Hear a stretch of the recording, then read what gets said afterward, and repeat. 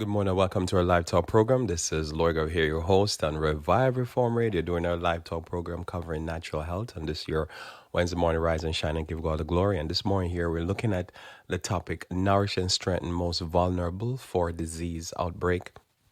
Nourish and strengthen most vulnerable for disease outbreak. So welcome.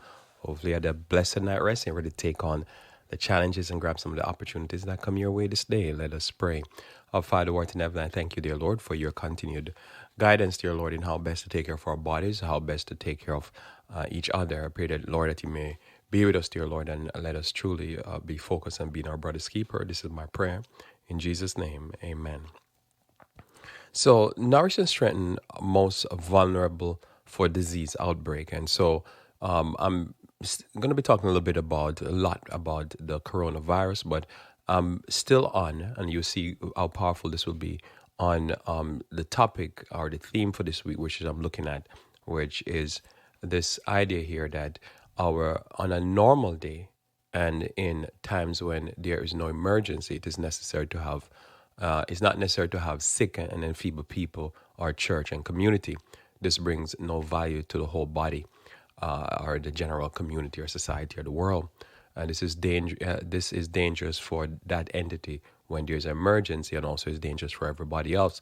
So I have this one article I'm going to share about coronavirus to display in a powerful way what I'm talking about this week. And so today for the main thought for this health talk here, this health theme here is the idea of having these colonies that are just there as extraction points are good, quote unquote, good for the predators, but terrible for the prey.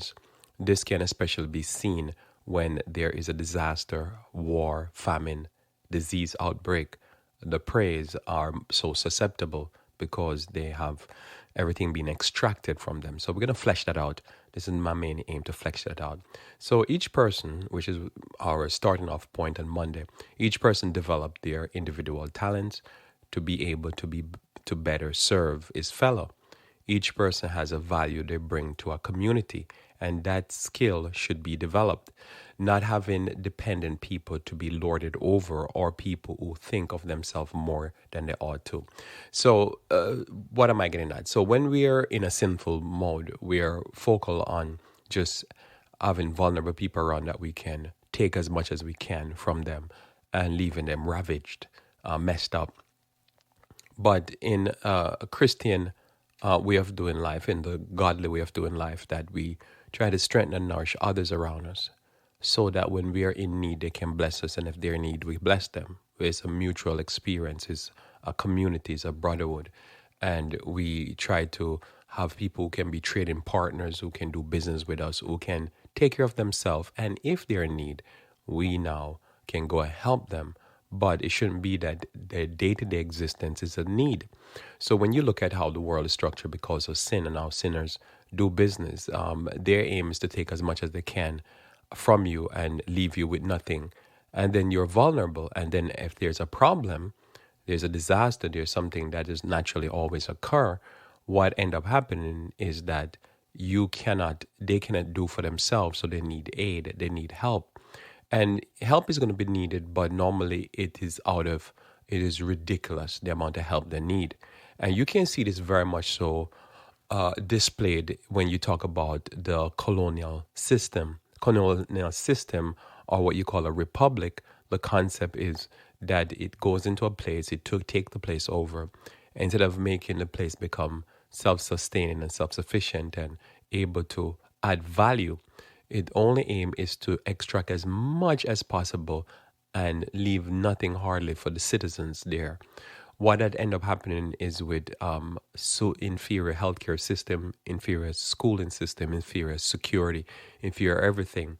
And that's great for the colonial master, which is normally in my presentation here for for discussion's sake. The predator is normally good for the predator, quote unquote good. I don't believe it's really good for the predator, unless you're an animal or something.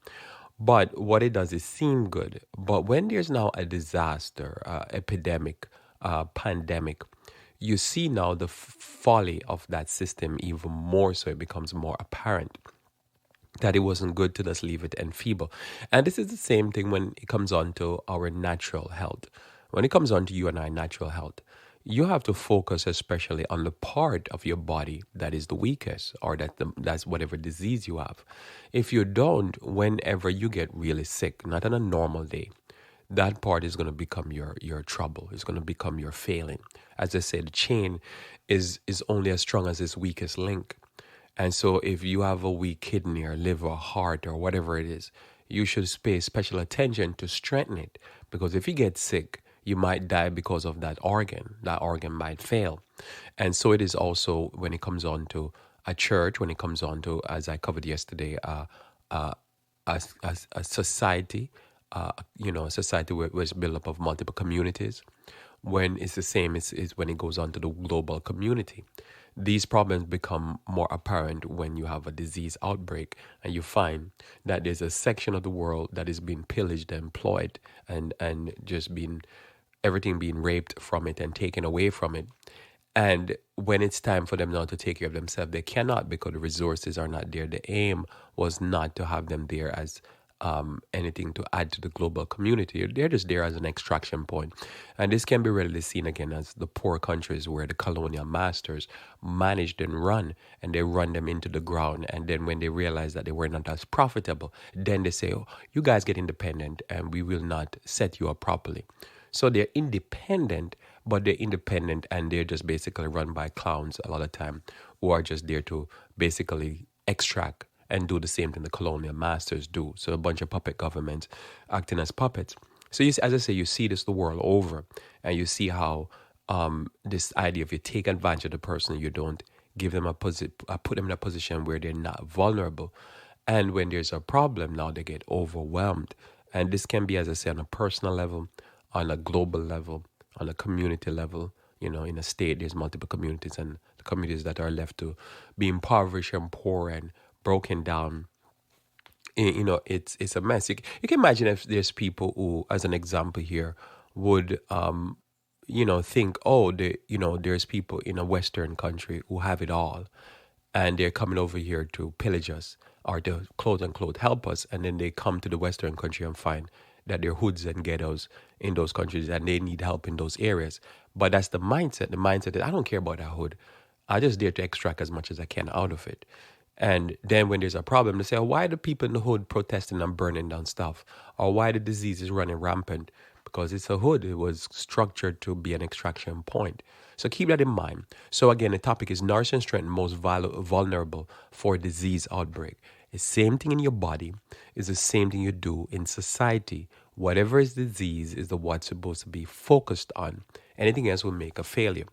So again, our main text for this week is in Matthew 23, and we're going to read verse 8 through 12. But be not ye called Rabbi, for one is your master, even Christ, and all ye are brethren. And call no man your father upon the earth, for one is your Father, which is in heaven. Neither be ye called masters, for one is your master, even Christ. But he that is greatest among you shall be your servant, and whosoever shall exalt himself shall be abased, and he that shall humble himself shall be exalted. And we see this happening as you look at the world news, you see this concept playing out. So here Christ says we ought to humble ourselves and we ought to be servants to our fellow human being. This is something that has been lost on mainline Christianity in a big way. It's one thing to know the pagan and the Gentiles and the heathen or whatever you want to call them behave in a very rapacious, predatory way. But it's a sad thing when you see people who are supposed to be Christians. There's so many Christians in these countries who go and be missionaries, and they bring the same type of rapacious, predatory behavior that a Gentile, a heathen, a pagan would bring. And so as Christians, we need to turn that, at least you. Okay, you only can take care of you and do what you can do for you. You make your decision in your relationship with God. But our relationship with God and what I promote here, at least my relationship with God, is that I'm not going to be rapacious, and I preach against rapacious, predatory behavior. So notice the rabbis now, we're talking about health here. The rabbis in their dealings with the people couldn't care a squat. They couldn't care nothing about the people. And you look at the modern day rabbis, they're just the same. They're fake praying for people, fake healing, right? So this was a rabbi of Christ there. And if you notice when Christ came, Christ was healing the people, feeding the people, and casting out demons. That would be more or less a major part. And then the other thing he would do, some natural thing like he put the clay and heal the man. So Christ's mode was to deal with the sin sick, the mental sick, the demonic sick, the physical sick, the hungry, those who are left out and being ravaged, while the priests lapping it up, wearing their roses and they're wearing their robes and having a good time. So you can see this is where the problem, and the most probably powerful story to illustrate this is the story of the Good Samaritan. In the story of the Good Samaritan, as you remember, what happened? The rabbi, the Levi, the religious man just walked past. And it was the outsider, the one that was hated. It was the one that was the minority, the one that was the lesser. The Samaritan came and helped the man that had fallen among thieves. So Christ is showing there, look at these rabbis, look at them. Look at them, they couldn't care less.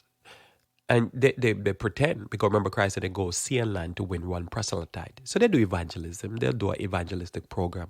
And you see thousands baptized. They couldn't care less about these people. I've never met one of them that send it to me differently. That's how I get it from them. Their behavior is, we just make you Christians and we doctrinate you and that's it. And you could keep starving, but at least come to church and give some tithe and offering. So this is the same setup. So Christ comes, and Christ here focal point, and not just the spiritual well-being of the person, but mainly we're told, and we understand from reading the Bible, that most of Christ's activity was to heal the people. Most of the activity was focused on not even preaching, was to take care of the sickness of the people. So as Christians, this, I think, would be our main focal point. But we find that the Christian system that's dying right now, that they're closing church, ought to close. They need to fail. Because they had a mandate from heaven to do to the person that fell among thieves, and often the thieves were their own brethren, to help that man. But they acted just like the rabbi. And instead they built a theological system, a doctrinal system, and they made it 100% focused on doctrine and a little bit focus, I guess there's a percentage focus on injecting people. That's it. They inject you or they give you doctrines. This was not our system. Our system was to heal the man, to help the man, to feed the man, to educate the man. That's what Christ came to do. So the rabbi system looked the other way while people suffered. Their own members, the people that were paying their salaries, looked the other way and then would abuse the people. But yet Christ's system now is to help those who are less fortunate. Help those who are less fortunate. I'm going to get to my article soon. Stick with me here. I want to always lay it down because I don't want you to think I'm just talking off my head. In Ezekiel, we read this text. I'm going to read only 5 verses of Ezekiel 34, verse 1 through 5.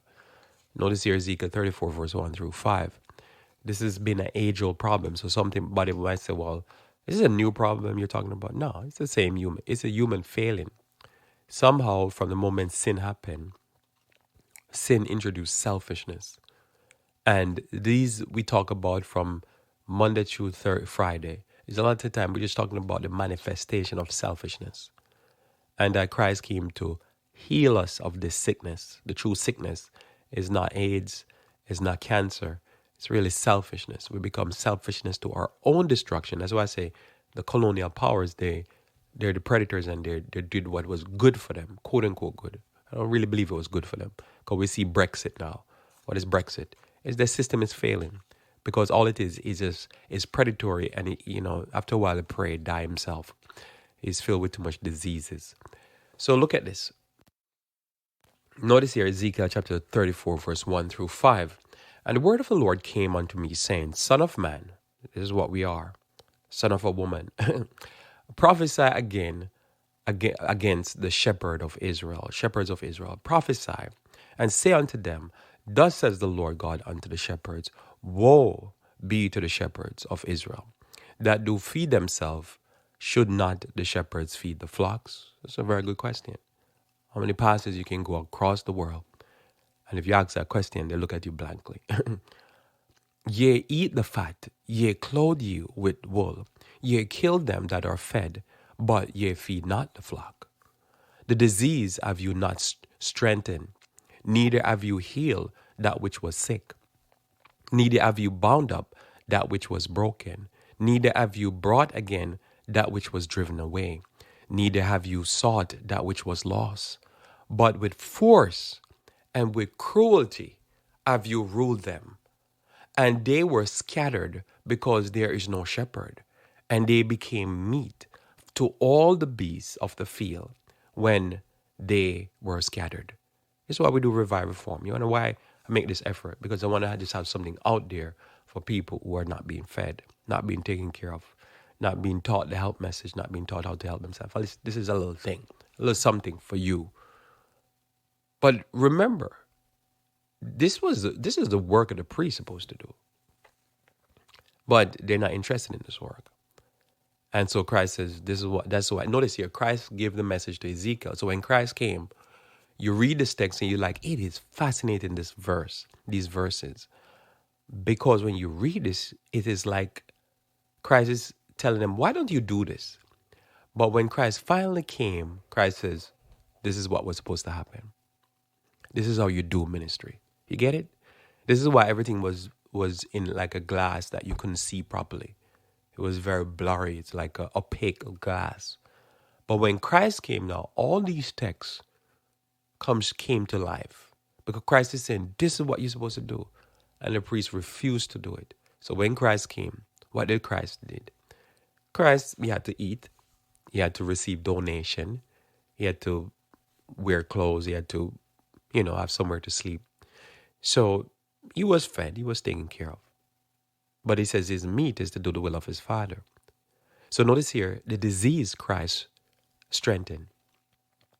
Those that were sick, he healed. Those that were broken, he bound up.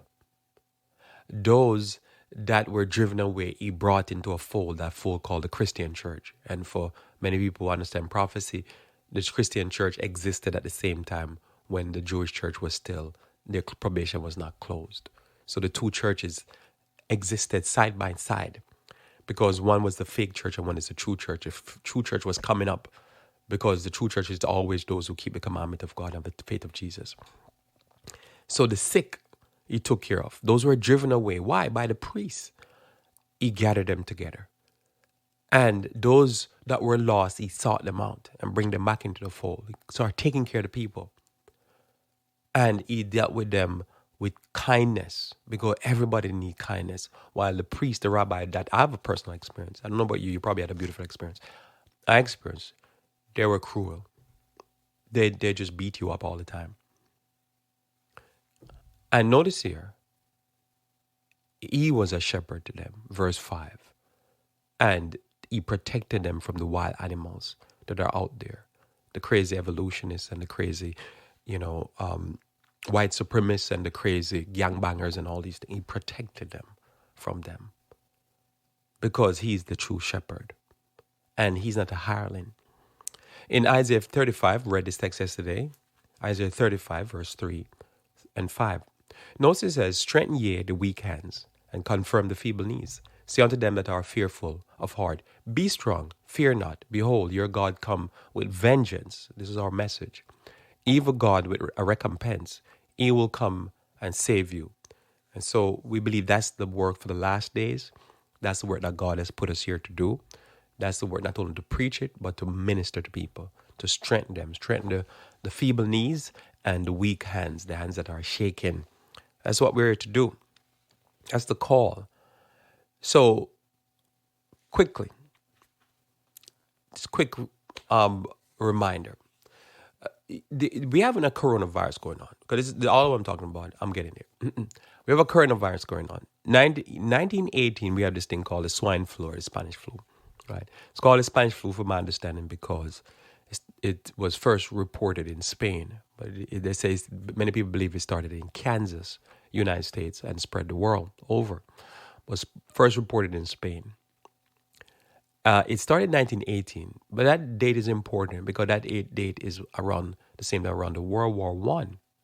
So many people equate Spanish flu with World War I because it started about the same time. And some people believe it started, it became exacerbated and became a violent more so because of that war. Because if you remember Matthew chapter 24, somewhere there, probably near 8 or so, Christ says, there be war, famine, pestilence. War, famine, Now, he said it in that order because that's how it normally works. There's normally war, and then there's a famine, and then there's a pestilence because people are now weakened immune-wise because part of our immunity is the nourishment that we have. So if we're not very nourished and we're not strengthened, we become vulnerable to disease outbreaks. You see, that's my topic. So most people don't take that correlation. They dismiss. They don't dismiss it. They ignore it. Some people say this was the reason for it to become so virulent because the people are weakened. War, famine, pestilence. Famine, war bring famine, famine bring pestilence. That's the line of event. You look at the Spanish flu, war, famine, pestilence. All right? Because there's pestilence all around, in everywhere. But so somebody said, but these diseases are always there. Yeah, they're there. But the war, the famine makes them become more potent because people are immune deficient. So somebody said, well, what have to do with the coronavirus? There's no war going on in China. Sure, there's no war per se. But remember, part of the reason why this is important with the war, famine, pestilence, because famine bring pestilence. And there's many people that you know every day around you that there's no war, but they look like they have a famine going on. And they might be very plump, but when you look at them, they look like they're deficient in nutrients. I'm not talking about multivitamins. I'm talking about deficiency in antioxidant type foods. So there's no war per se, but there's no strength. And they have noticed so far with the coronavirus that most of the people that are dying are a high rate of those who are dying are smokers or people with a low. The two main reasons is smokers and people with low white blood cell count. So their ability to fight disease is not there. Well, white blood cell count, blood cells, the white blood cell, the fighter, the T cells and all these things, they're primarily fed by nutrients, vitamin C, iron, E, zinc, and so forth. So it's fed by nutrients. If you have a nutrient deficient diet, but you're eating, noodles, and pork all day long, yeah, you look like you're alive, but there's nothing there to fight disease. So this is why with disease, the primary function is to nourish and strengthen. Because as I said, there's many people who are in countries where there's food, but the food is almost like, they have energy.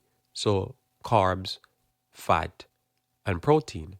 But there's no antioxidants. There is no vitamins and minerals naturally occurring in those foods because they hardly eat anything that is healthy. And when they do eat healthy, it's fertilizer, pesticide, and all kind of sides are on it. And so the food basically looks like food, and then it's also genetically engineered. So you have these genetic Franken food that has no nutrients, and they look like food, and they might taste like food. Most of them taste insipid anyhow. So the people are eating, but they're not. But remember, our way of dealing with disease, we primarily say, which is to me a false thing. We say the way to stop a disease is to, and the cheapest way, about $1, it costs dollar something per vaccine. So we say the way to stop a disease is to give people immunity to the disease by introducing them to a smaller version of the disease, a smaller volume or whatever. And then the immune system going to learn it, and then the person has immunity. That's the normal way. And I know people this year, multiple people who got sick and they took the flu vaccine. But that's normally a thing that they say, oh, don't worry about it. All you need to do is just take the flu vaccine. Well, how people are dying in America with all the flu vaccine that I took the flu vaccine and dropped dead. Why again? Because they get sick either from the vaccine or from catching the flu. And all that immunity didn't do anything because the white blood cell cannot fight off the disease. And their body is riddled with all kind of problems and ailments, and they drop dead. Does that make sense? If it don't make sense, it'll make more sense. I'll keep going. So when we talk about Africa especially, I don't know why it's Africa. It seems like they like to experiment in Africa.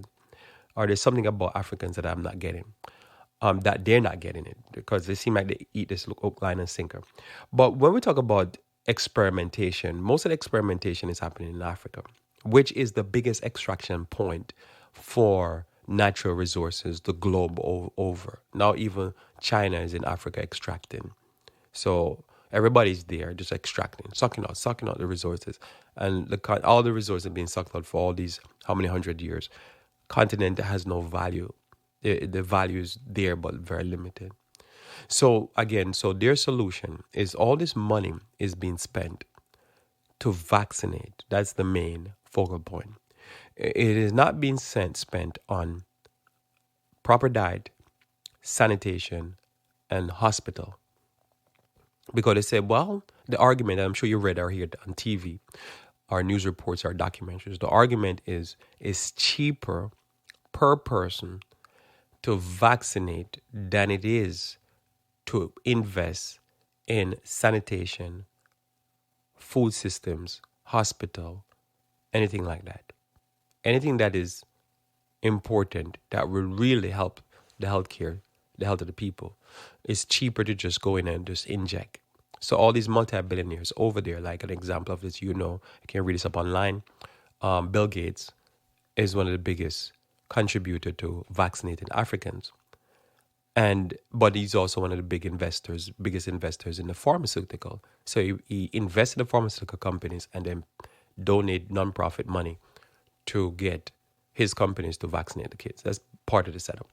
So you see this idea. It's just we need to just inject people, inoculate them. And if they inoculate, they're good, and they're still dropping dead. When the Ebola crisis, an example, broke out, and after all the rigmarole and running around, they figure out what we need to do is give the person good care and keep them hydrated. And the moment they figure out that the disease, the spread and everything stop. And I would say it's the same thing for the coronavirus. It's not, it's similar to like having a flu or something like that, but it's a lower respiratory illness. So what do people need? You have people who have, most of the people dying are people with a smoke or of low white blood cell. And then there's other factors, but those are the main two factors. So hence, again, you will build the immune system, you build the body, you nourish and strengthen. And you nourish and strengthen. And that's how you fight a disease, because it's taking out even young people.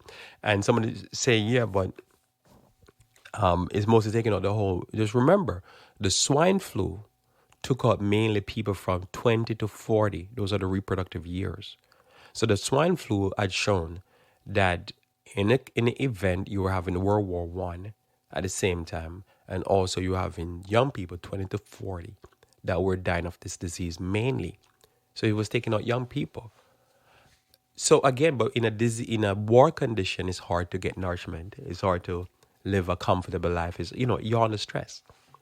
But the irony is, it was taking out young people. So this is why I say, when deal with disease, your main aim is always to cleanse and nourish. But today we're talking about just the nourishment part of it. So if you look at these extraction points, they're problematic because it's everything being sucked out. I always say sucked out, everything being sucked out. So in an environment like that, there's not going to be able to focus on, well, we're sucking out all this money out of these colonies. We need to make sure they have a good road. We need to make sure they have good education. We need to make sure they have good school. We need to leave something back on the table. The aim is to suck the money out. Well, think about what China is. China is a self-imposed colony. And for them, their idea is they'll produce whatever at the cheapest rate. At the degradation of the next thing I think is probably affecting them is the air. Think about it, we have a respiratory tract illness. And what is China known for? For the most polluted country on the face of the planet, especially when it comes on to air. Probably India is most for the rivers.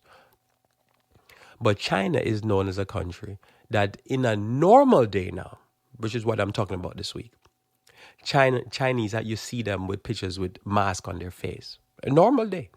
In a day when there's no SARS or none of this type of stuff. No SARS, no coronavirus, no nothing. You see people have to walk because the air is so polluted. So why? Because the manufacturers in the Western world who are trying to get rid of their pollution so that they could make the same product for cheaper and avoid, like in America, the EPA regulations. So China said, we'll build it for cheap and you don't have to put no extra money on there for us to be able to put in measures so that later on we can breed. We will just destroy everything naturally around us and that we can't even breed. And so when we have now something like a coronavirus and a respiratory tract infection, we are already in trouble because we can't even breathe as it is on a normal day, much less if there's a respiratory tract illness. So the conditions are set up because you have a country that they're reporting that 48% of Chinese smoke, Chinese males smoke, and 1.9% of Chinese females smoke. And when the disease started, the first reports were that most of the patients, 67 or 68% or so of the deaths, were male. So they were saying at first, why? Then they're saying, well, it's mostly Chinese. Then again, the question is why? Is it that it's targeting their genes? Or could it be the setup is there that they were not able to deal with it because their system would have been overwhelmed? Because again, you're running at razor thin margins. So you're producing, but you're producing at the cheapest rate you can go globally to find somebody to produce. So the money and the profit that's off of that is not good enough for you to say, let's put it into healthcare. Let's put it into ways to clean up our air, clean up our rivers. Let's be able to put some extra money in there for nourishment for our people. So our people are not nourished. So when there comes a disease, well, what are you going to have? You already smoke. You're already inhaling smoke, even if you're not smoking, and it's coming from all the factories that would not be allowed to operate in America under those kind of cheap conditions.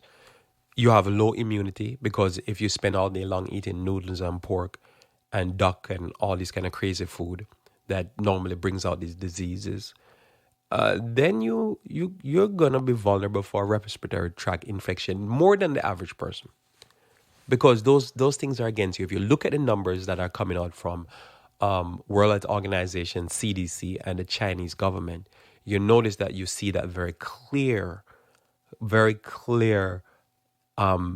cause of mortality, and you say, oh, that's problematic. Then you have an environment now where this is another thing, because remember, when we think back again in the Spanish flu, when the Spanish flu hit, it was coming from the swine. When MERS, MERS, hit the Middle East, it came from eating camels. When SARS came, it came from eating civet cats.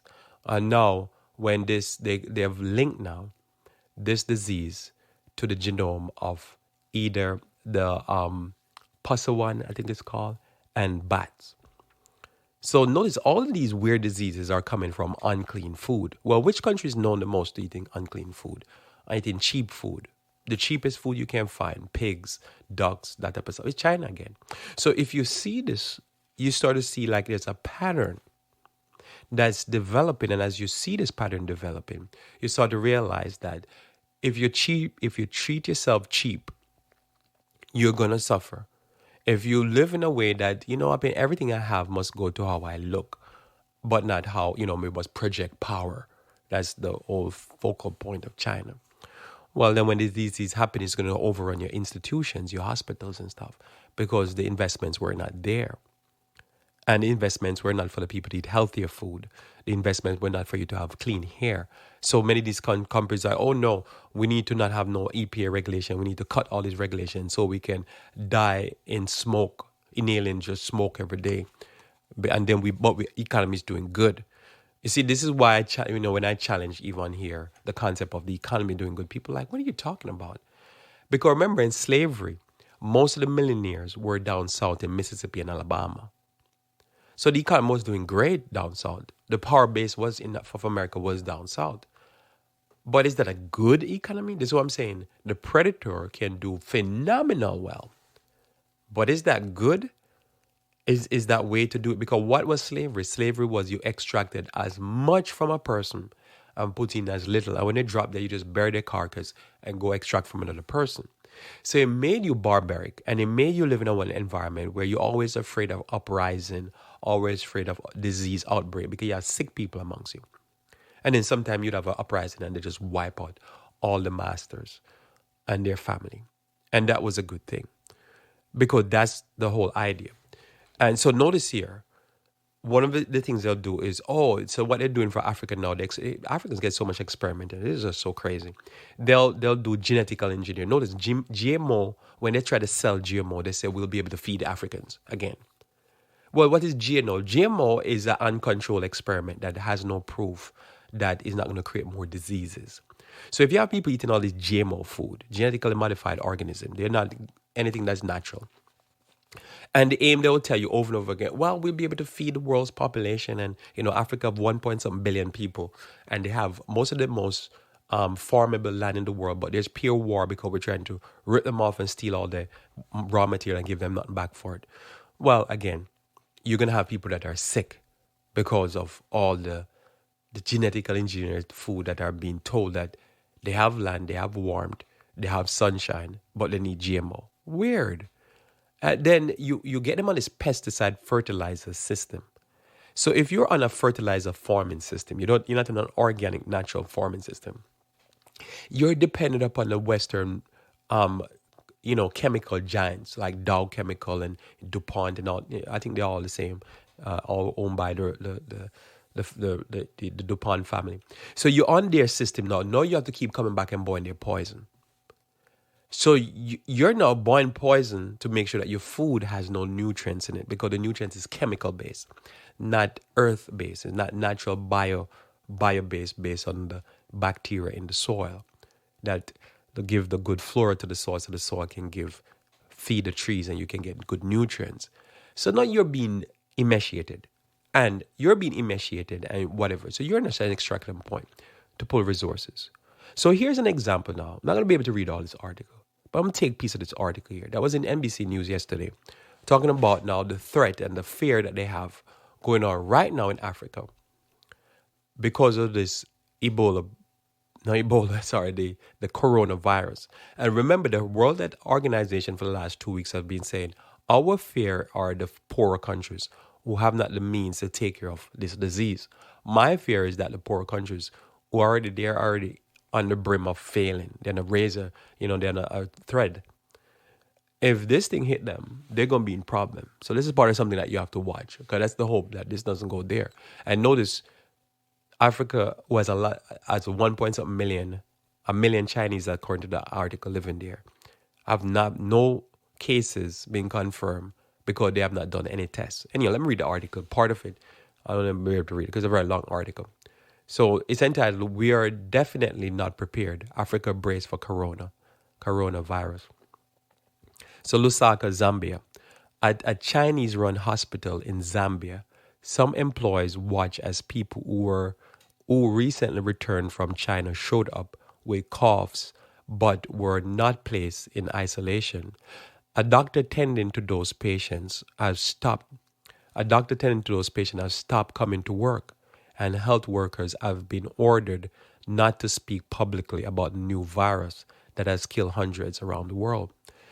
The virus has spread through much of China, has yet to be confirmed in Africa, but global health authorities are increasingly worried about the threat to the continent where an estimated 1 million Chinese now live. As some health workers on the ground warn, they are not ready to handle an outbreak. Countries are racing to take precautions as hundreds of travelers arrive from China every day. Safeguards include strong surveillance at ports of entry and improved quarantine and testing measures across Africa, home to 1.2 billion people and some of the world's weakest systems for detecting and treating disease. So I pause there. So what we're talking about here, probably outside of probably Egypt and South Africa, I don't know which other country I'll throw in there, has some of the world's weakest system in detecting and treating diseases. So notice again, my topic of what I've been dealing with all week is nourish and strengthen the most vulnerable for disease outbreak. So it might be great to have them as an extraction point. But when there is a war or a disease, then you're like, they're gonna be in trouble. And so far, for the last 2 weeks, people are saying what's happening in Africa, because I know this article, the rest of it, gonna tell you what's going on there. But efforts has been complicated by a critical shortage of testing kits and numerous illnesses that display symptoms similar to the flu virus. So I say all this because I don't know if I'm gonna get to the article, end of the article. So the testing kits are not available, very limited, and also they're already having things like malaria and other things, all kind of fevers. So somebody's sick. Are they having one of these fevers? Or are they having or malaria or something? Or are they having this coronavirus? You don't know.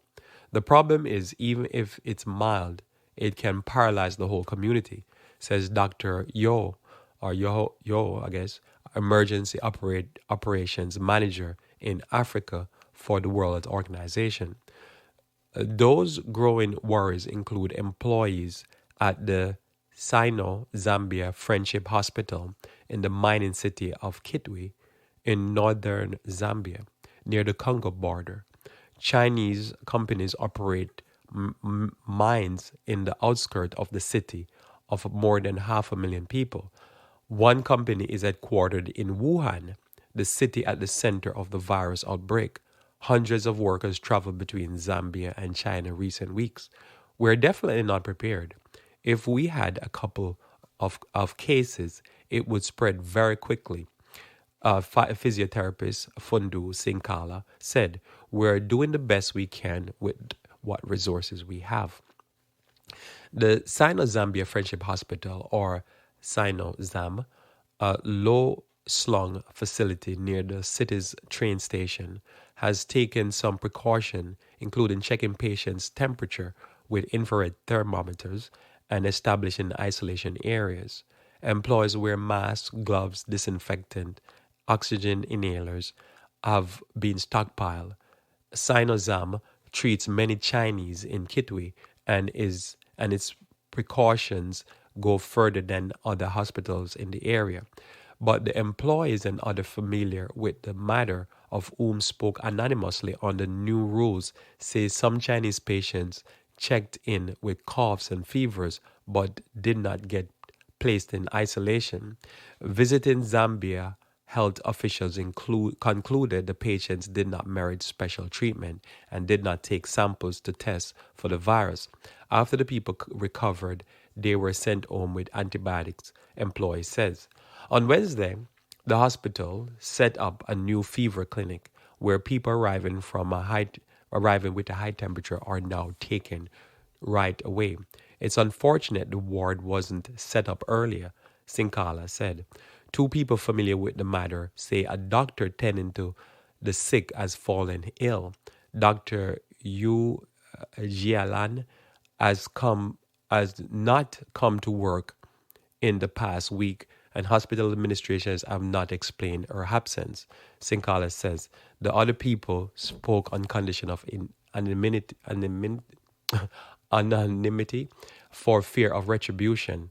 Hospital administrator Li Zingbling said there were no patients with a fever and said you had a urinary tract infection, not a fever.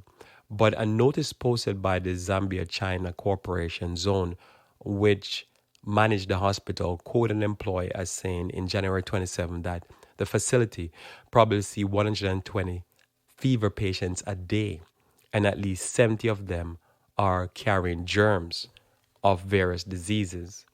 Earlier this week, the Zambian health official acknowledged for the first time that his country was following up on an unspecified number of suspected cases. Zambia is one of the 13 African countries identified by WHO as a high priority because of busy travel links with China. Copperbelt Provincial Health Director Dr. Robert Zulu, who oversees Kitwe and the surrounding region, told the Associated Press he would not discuss details, citing privacy, but he added, "When any case is confirmed, you will be informed." I just do two more paragraphs. I'm just giving this for context. Crucial, no one in Zambia has been able to test for the virus so far. So this is crucial. Like most African countries, it's been waiting for a substance known as a reagent, which labs require to confirm whether a patient is infected. Labs in just 6 Africa's 54 countries were equipped as of midweek. That means a waiting of 2 or more days to know whether a sample shipped to South Africa or even outside the continent tests positive. Without testing, officials are just relying on symptoms, whether they and whether they persist. But from what we are learning right now, some people show hardly any symptoms at all, says Sinkala, calling that's the hospital biggest worry. So I'll pause there, stop there with this article. Just want to give you some of that just to give you a flavor. It gets back and forth because some people are saying they believe something's going on. Some people are saying they're not sure. We're not sure. Because from what I've been seeing with this coronavirus now, I'm back to my topic here, and I just use this as an example of what's going on. What I've been seeing with what's going on with the coronavirus is that some people show very, within a certain period of time, they show almost no symptoms. They seem like they just have like a little flu, a little sniffle. Other people get very sick. And I believe part of that is also because of some of the things I'm saying. Low white blood cell, history of smoking, age, other type of health problems. These are what is pushing it.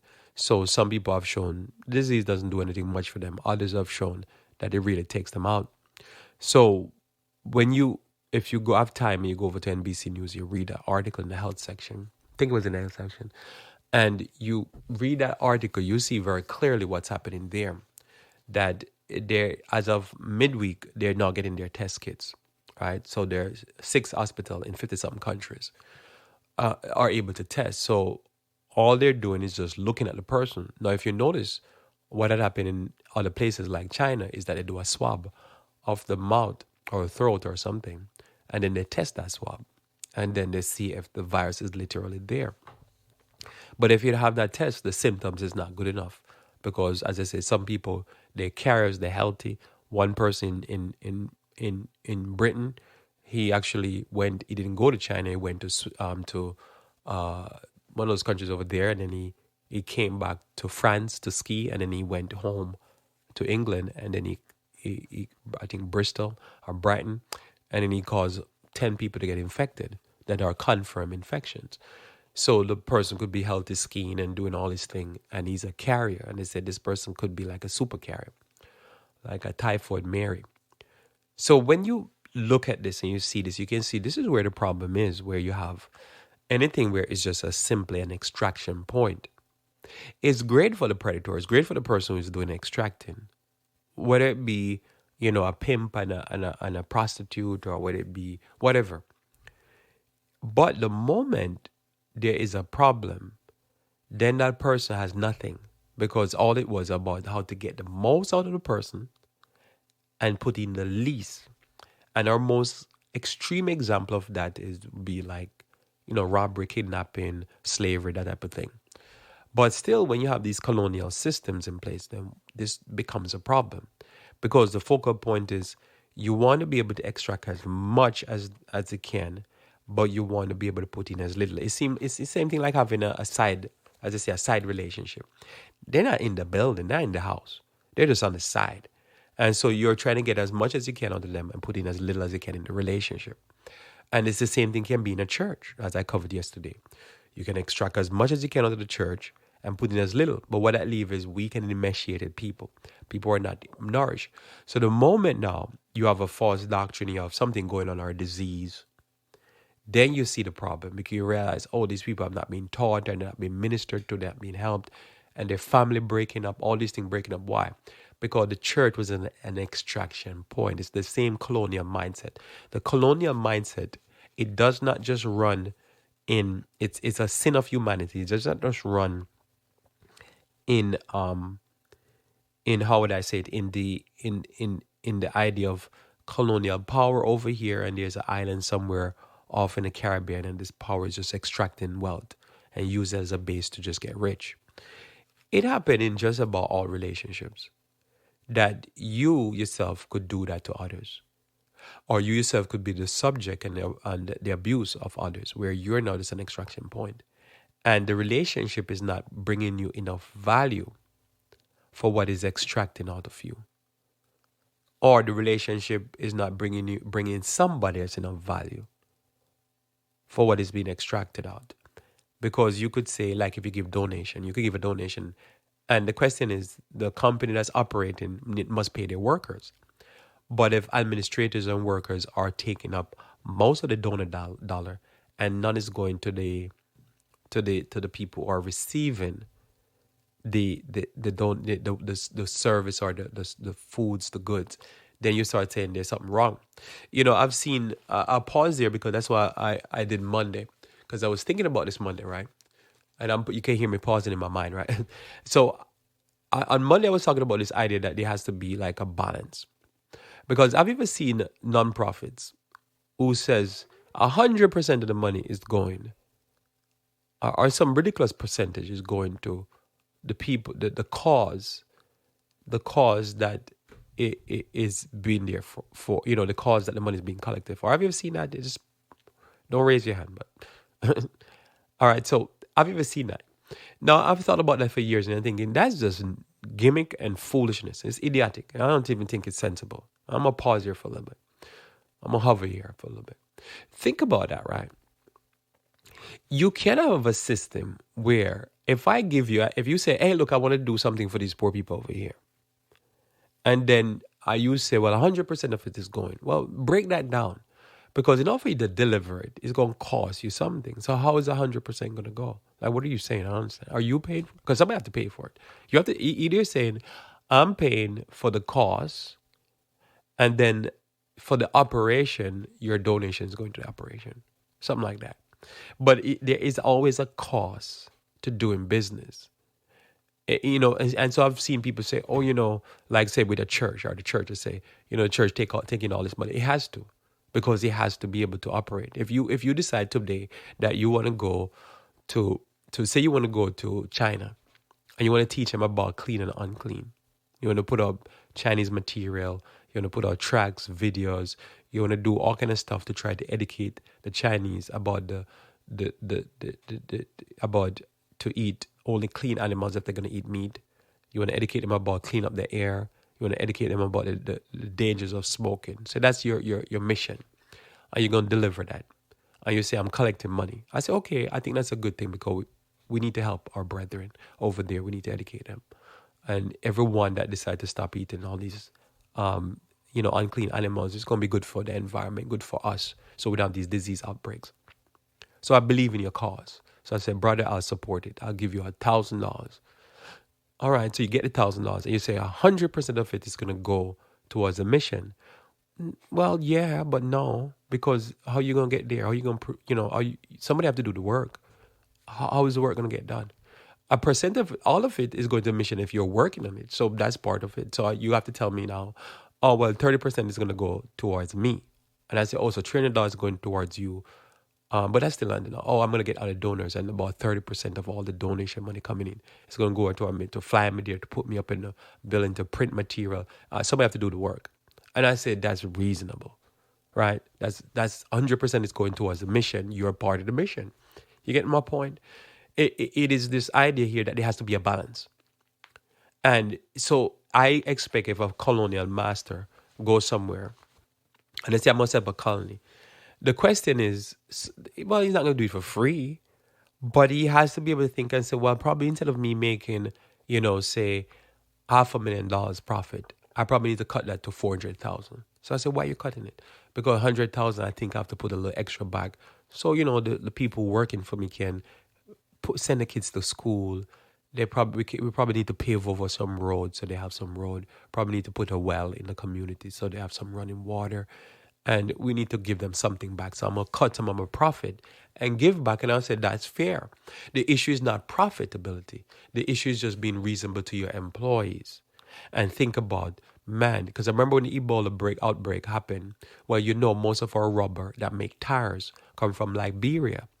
Well, what Firestone had to do, they had to be able to send in doctors and stuff to do special hospital for just their workers. Well, would it be better for them to encourage that in the general society? But most colonies, that's how they operate. They couldn't care less if the country go up in a civil war, as long as their business is not affected. Instead of saying, you know what, we probably need to pay a little tax, 'Cause, this. You think about the Republicans. It's the same. Anywhere you go in the world, it's the same problem. The Republicans are the same way, and the Democrats are the same way too. Because nobody not fixing it. When they have the super majority, they don't fix the problem. They don't say, "Well, we're going to force your legislation because we have the super majority. We're going to fix this problem." You put in place, but the Republicans, because they're mostly based in the South and they're part of the slavery system in the past, they push especially to make sure that corporations pay nothing, and especially when they go to foreign countries, they want them to pay no tax to the society. They want free trade, they want free zones, so they give nothing back into the school, the hospital system, the sanitation system of the country, and they want to extract as much.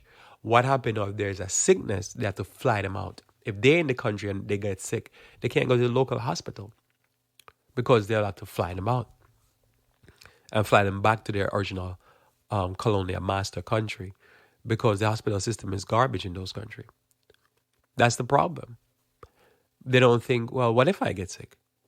No. So the focal point is you take as much as you can, which is, as I said, we do this in so many relationships. People even do it to themselves. There's some people that they're going to eat the cheapest food. I've known people. They say, man, for what you're paying, for say an organic packet of tofu, I could buy 12,000 eggs. That's how many food for me. And I'm like, you're going to die. Your ignorance is going to kill you. You're working all that money, and I'll cut my cable and eat something a little bit healthier. So no, I don't have cable, but I'm just saying. So how much is spent? They'll say, well, we just want to give them as little as possible because the cheapest way to take care of them is to give them a vaccine and they can keep wallowing in their filth. We're not going to try to teach them or help them to get rid of the garbage and how to dispose of garbage, how to incinerate it, how to bury it. Because, probably the same amount of money we spend on vaccine, we could actually get them one or two garbage trucks and teach them how to mechanic it, get them an educational system to learn to fix the trucks, get them a backhoe, whatever, and they can dig a pit, throw the garbage there, and then we have to vaccinate them less. No, we say, well, no, I prefer to vaccinate because I can make money off that vaccination. Same thing with the Spanish flu. It happened at a time when you have World War I. So the healthcare system were not able to handle, and the people would have food problem. Notice again, you have genetically engineered food because you have to come back to us and keep buying the seeds. So you're locked into us to make profit. The focal point is us making a profit and no care for the people that we're giving them food that is not natural. Then you have the pesticide and fertilizer again. You're giving them food that is not natural. What's going to end up happening? Continued disease. Instead of saying, well, we need to go there and we need to get the diamond out of those countries, out of Africa, or get the iPhone out of China. But we need to spend a little bit more and encourage them to don't poison yourself. But no, we're going to extract everything out. And we're going to make sure that they can't breed already. Think about it, they can't even breed in a normal day. Much less with a respiratory tract illness like coronavirus. Worse, you smoke, you can't breed, you eat pigs and ducks, your water system is polluted, everything is polluted, you're wearing masks at a normal day. But we're building a great society. That's what China says. It's the false system. This system does not work. It's a false system. But Christ says, my closing text again, Matthew 16:24. Then said Jesus unto his disciples, if any man should come after me, let him deny himself, take up his cross, and follow me. For whosoever save his life shall lose it, and whosoever loses his life for my sake shall find it. For what is a man profited if he should gain the whole world and die of coronavirus, or poison his lungs? If he should gain the whole world and lose his soul, or what shall a man give in exchange for his soul? So, yes, we have to make money. We have to be profitable. But put something back in the relationships that you have. Give a little bit back. You have to take. Take some, but leave something on the table for those you're taking for. Same thing with your body. You got to work hard, but eat some organic food. Eat some natural food. Take care of yourself, get some sleep, drink some clean water. Put something back in. Same thing with your family, same thing with those in your society. If you can give a little bit back to the society, give a little bit back. You can't just be just extracting and pillaging and never give something back. As I say, be like Christ. Christ, the world could not give him anything per se more than the love and joy of having creatures that are healthy. So Christ gave us something. And then Christ says to us as Christians, give something back to somebody. Be thankful in this life. Let's pray. Our Father who art in heaven, thank you for the blessings of your word for this day and the blessings, dear Lord, of natural health. We thank you, dear Lord, for healing us of our diseases, teaching us, dear Lord, how to eat clean, how to eat healthy, how to be clean, how to be healthy. May you bless us, dear Lord, that we might be cleansed in mind, body, and soul. This is my prayer. In Jesus' name, amen. Thanks for being with me here on Revive Reform Radio. Looking forward to talking to you again live tomorrow morning where we should talk about current events. Until then, I pray that you may continue to walk with the King.